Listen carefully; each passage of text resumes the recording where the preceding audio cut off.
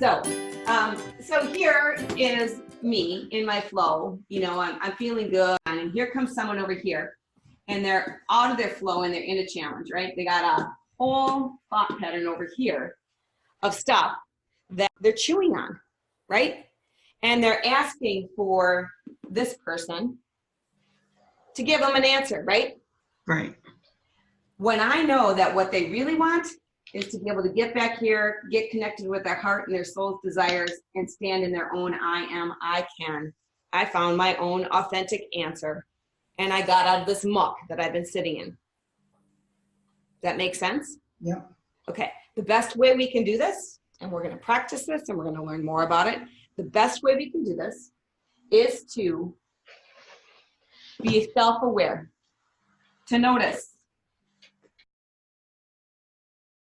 To be self-aware and to notice where you're at. If you can stay in your flow and you can stay feeling good when they're talking about their challenge, awesome. If they start drawing you into your challenge, what you need to do is sit here and do these personal leadership techniques and stay and take care of yourself. Okay. Because when you do, you will get the inspired thing to say. Okay.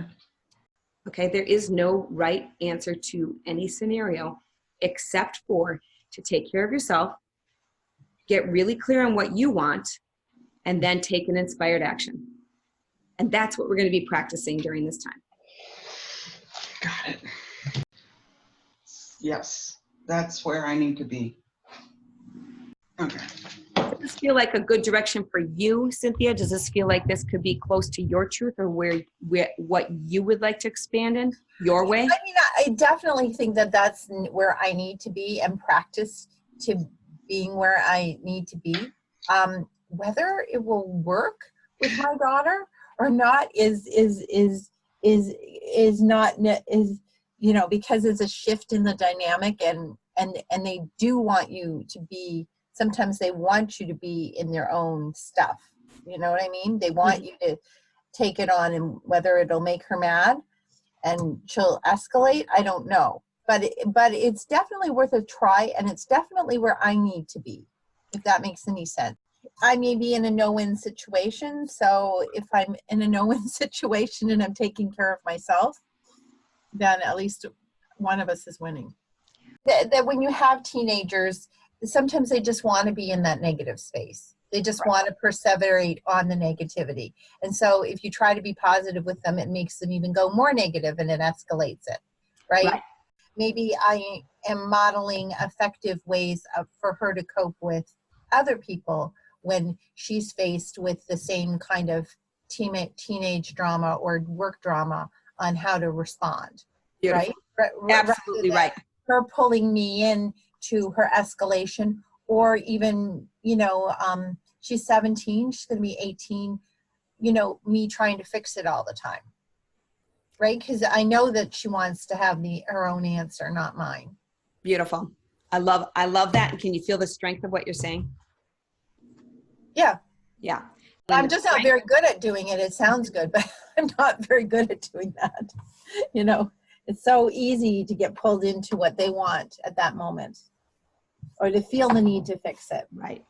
So I like to call that comfortably uncomfortable, where it's easy. So you do the comfortably easy thing in the moment, but it makes you feel uncomfortable in the long run.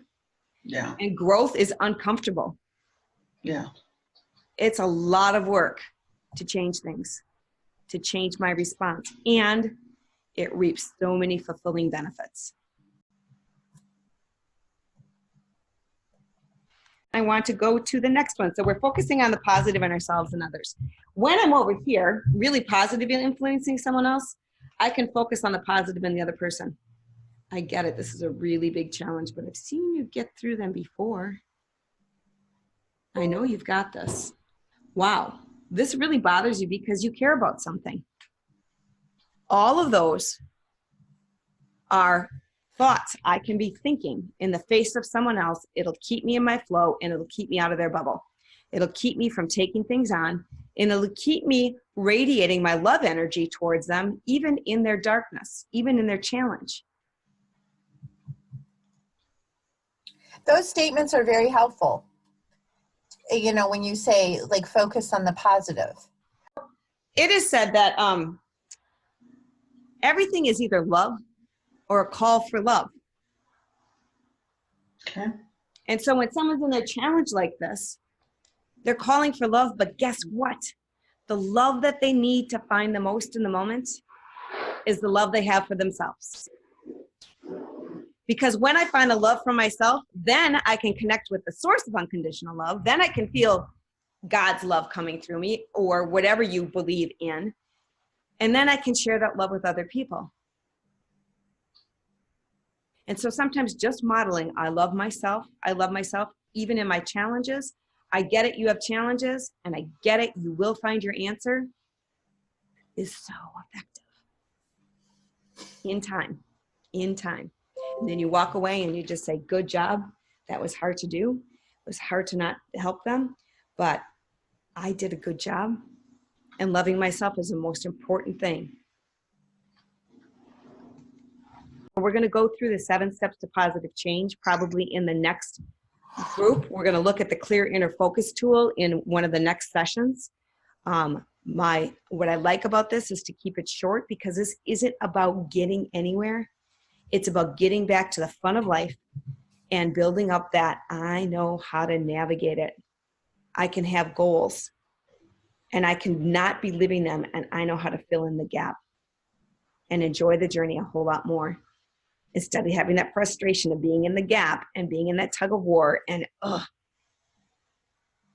because if we've had a gap somewhere that's lasted too long, it's going to affect other areas in our life. But when we have growth and it's happening, it affects other areas of our life too. What's going on is our thoughts are driving our actions. And our thoughts get ingrained, and then we have all kinds of things going on inside of us, all kinds of responses and things. So in the days and weeks ahead, what I'm going to be doing is just bringing more layers of awareness and more ideas of different responses. And when you're in class, what I know to be true is you'll plant the seeds to be able to show up differently. And when you show up differently, you'll be able to also see it as in like, good job. Instead of those showing up differently and going, ooh, what if that wasn't right? And scaring ourselves. But one of the things I'm really excited to share is the 4 things that we can control. And then we'll be looking at the clear inner focus tool that'll help us look at that thought pattern that's driving our behavior and driving the way that we see things, and maybe disassemble some of them and build a new thought pattern so we can then get up to speed and focused on, I'm moving forward in this area. And that's where we're going to get into this book here, where you'll be able to daily then even notice the growth. But I don't want to do that yet, because we got to take this gently and just notice what's going on in the world and notice some successes now and practice that number 1 most important job this week. I don't know. I did this. I don't know. I did that. I do know I did this, and just, and I love myself right here no matter what. This is just the beginning. Join us in practicing new ways to confidently lead positive change in your life and in the lives of those you love and those you work with. Personal Leadership Masters class is available 2 ways. You can attend as a DIY recorded course like this one. You'll get all the courses and will be able to follow along in your own time with the manual and the accompanying guidebook. Or add one-on-one private coaching so you can integrate the materials and get the feedback you need from a certified clear inner focus life coach. Click the link below to find out more and register.